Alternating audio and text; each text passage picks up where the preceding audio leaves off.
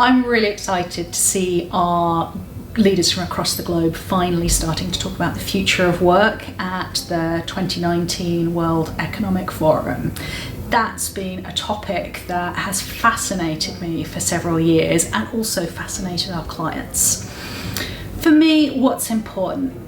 Let's deal with technology first of all. It's the first topic that springs to mind. It's changing how we go to work, how we travel to work, the kind of work we do. It's a massive influence.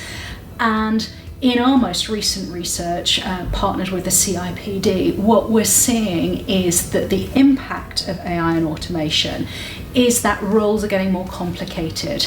If they're getting more senior, you need more leadership skills. So actually, the nature of work is changing.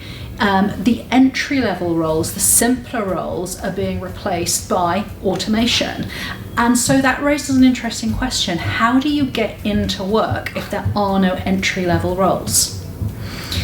If you think about what that means organisations, as well as educators in government, really need to change what skills are required and where, because you've got to jump into, say, a medium impact role. There is no early entry.